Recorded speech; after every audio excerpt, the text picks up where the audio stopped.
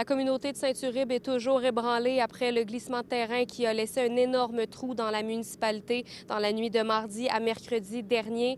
3 maisons ont été évacuées et l'une d'entre elles s'est effondrée vendredi dernier. La maison est perte totale. La propriété appartenait au père qui devait céder la maison à son fils dans les prochains jours. J'ai pu m'entretenir avec lui qui est aussi le propriétaire des 2 autres maisons aux abords du trou. C'était quasiment prévisible. Le solage se dégradait. Le poids de la maison, c'était certain. Il n'y avait plus rien qui pouvait la soutenir. On a fait un plan d'intervention pour sortir le stock, mais c'était trop risqué. On va aussi se relever. On a des amis puis des soutiens un peu de toutes sortes d'instances qui viennent nous aider. Là. Un GoFundMe a été créé pour aider la jeune famille qui a 2 enfants, dont un d'à peine 1 mois.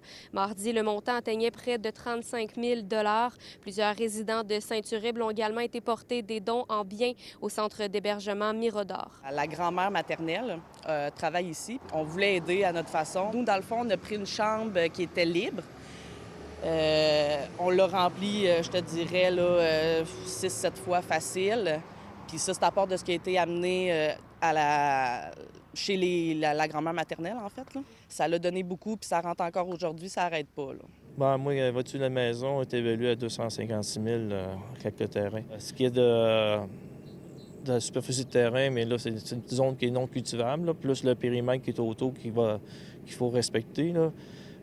Ça doit représenter à peu près peut-être 7 hectares à peu près qu'on peut pas...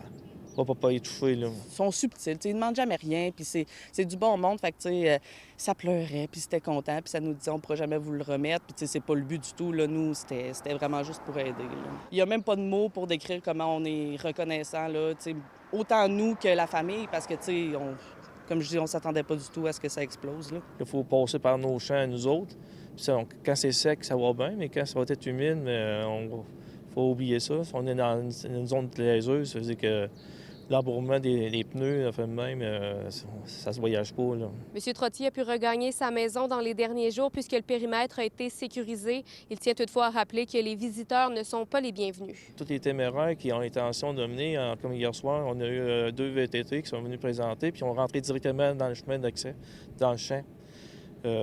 C'est pas un chemin public, c'est une voie pour nous autres.